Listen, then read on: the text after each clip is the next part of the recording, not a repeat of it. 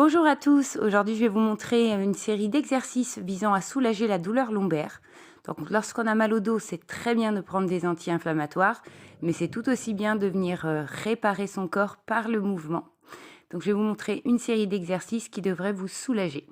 Donc on va commencer par le chat. Donc on va venir travailler la mobilité lombaire par une série de dos rond, dos cambré. Donc là, je viens tout simplement cambrer en poussant sur les fessiers vers le haut. Je repasse par le centre et je viens arrondir en rentrant le ventre. Donc là, c'est important de venir travailler avec les fessiers et le ventre. Donc quand je cambre, je relâche le ventre, je pousse les fessiers vers le haut. Et lorsque j'arrondis, je rentre le ventre et je rentre les fessiers en même temps. Donc là, on vient travailler sur la mobilité des lombaires. Donc c'est un exercice qui va nous permettre de bien les échauffer et les préparer à la suite. Je vais vous montrer une petite variante. Donc cette fois, on va venir engager toute la colonne vertébrale. Donc extension avec la nuque. Donc aller vers l'arrière avec la nuque lorsque vous cambrez. Et puis ramener la nuque à l'intérieur lorsque vous faites dos rond. Donc je viens cambrer et extension de la nuque et de la colonne. Tirer vers le haut. Enfin, avalez votre ventre, serrez les fessiers et relâchez la nuque. Voilà, pensez bien à vos bras, hein, ils ne doivent pas accompagner de mouvement. C'est vraiment que votre nuque et votre dos qui travaillent. Pensez aussi à bien respirer pendant cet exercice pour aider votre corps à se détendre. Voilà, venez chercher loin sur l'extension et loin sur la flexion. Donc flexion lorsque je suis dans cette position, ventre rentré, nuque rentrée, et extension lorsque je viens allonger et cambrer. Et on relâche doucement. Pour ce deuxième exercice, nous allons venir étirer les muscles de l'arrière-cuisse. Donc si vous n'avez pas d'élastique, prenez simplement un foulard, une écharpe ou une ceinture. Donc on va venir étirer notre jambe. Donc les deux points les plus importants dans cet étirement, c'est de conserver le genou le plus tendu possible et le pied flex. Donc c'est ces deux positions qui vont permettre de majorer l'étirement au niveau des structures musculaires et tendineuses. Donc pourquoi c'est important de venir étirer l'arrière-cuisse lorsqu'on a mal au dos? Tout simplement parce que nous avons une chaîne musculaire profonde qui part du talon et qui remonte jusqu'au sommet de la tête. Donc en fait, lorsque vous étirez vos jambes, vous étirez votre dos. Donc on fera cet étirement pour les deux jambes, bien évidemment, et vous ferez 20 à 30 secondes par jambe. Je vais relâcher tout doucement. Donc revenez toujours très lentement d'un étirement. Et détendez. Nous allons à présent venir étirer les muscles des psoas ou psoas iliaques.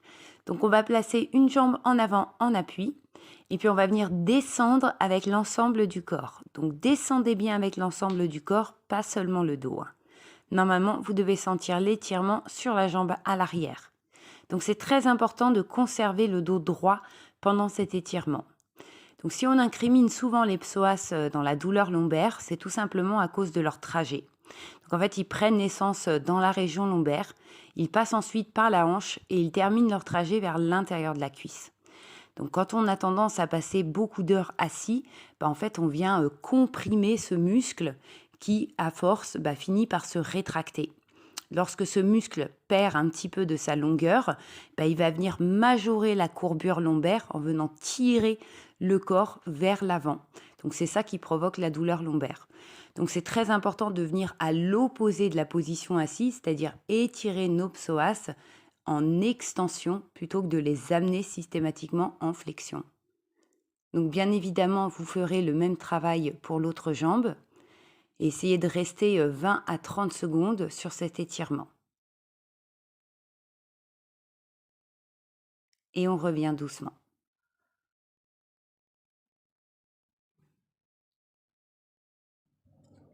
Et voici l'exercice qui devrait vous procurer le plus de sensations. Allez, on va venir étirer le nerf sciatique. Donc pour ça, on va décoller les deux jambes.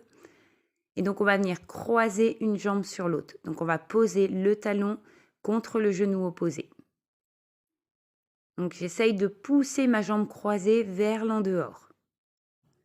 Et je vais passer mes mains, dont une sous la jambe croisée, et je vais venir attraper l'autre jambe.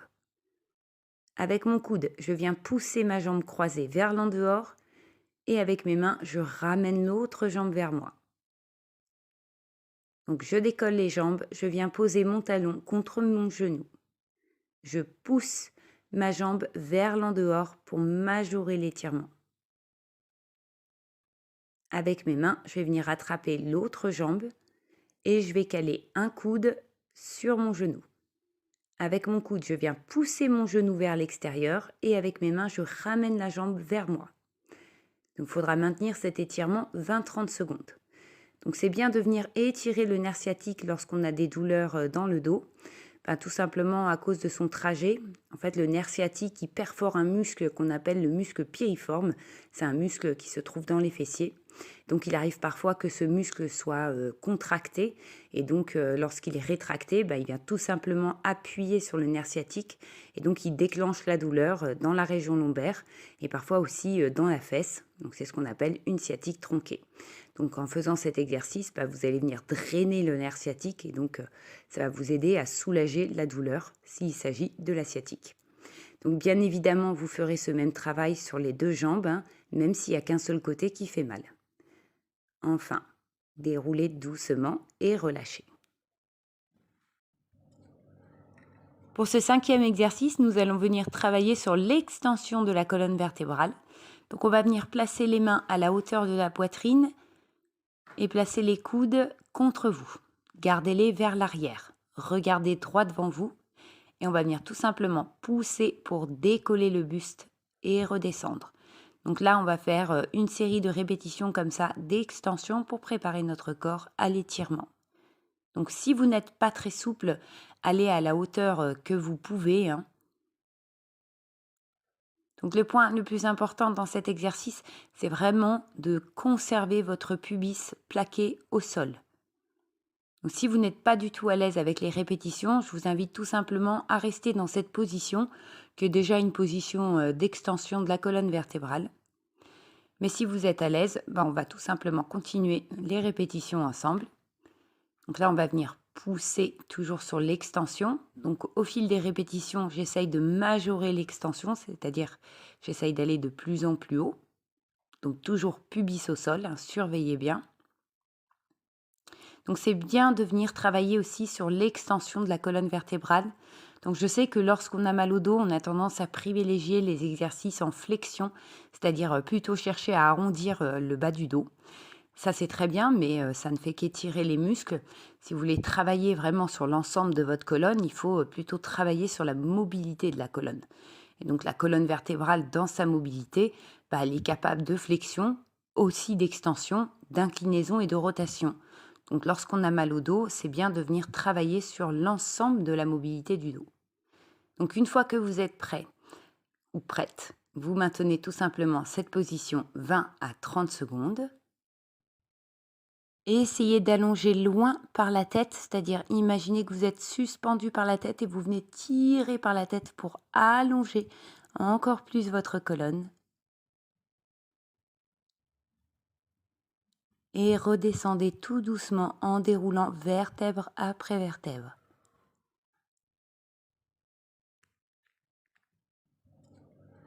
Pour ce dernier exercice, nous allons venir étirer notre colonne vertébrale en flexion. Donc là, on va aussi utiliser notre ventre pour favoriser l'étirement.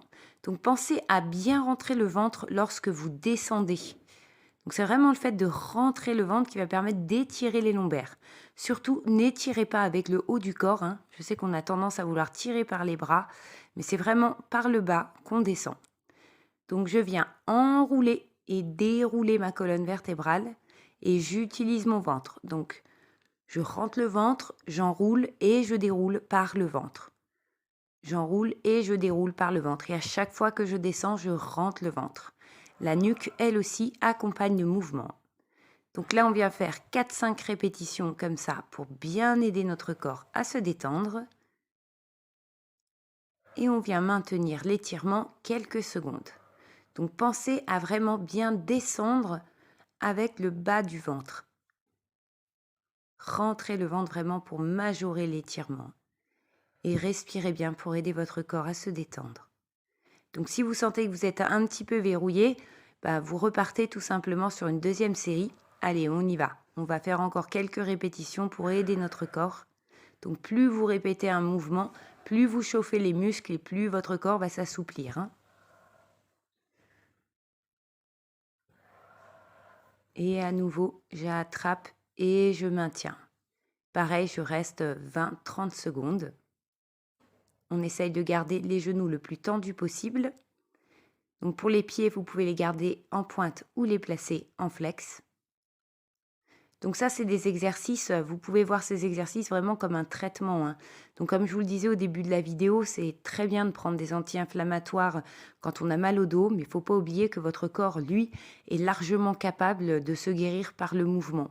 Donc en faisant ces séries d'exercices, non seulement vous allez regagner en mobilité, mais aussi en souplesse. Donc je vous invite vraiment à aller travailler au quotidien, surtout si vous avez mal au dos. Voilà, j'espère que cette séance vous a plu. Quant à moi, je vous dis à bientôt. En attendant, prenez soin de vous.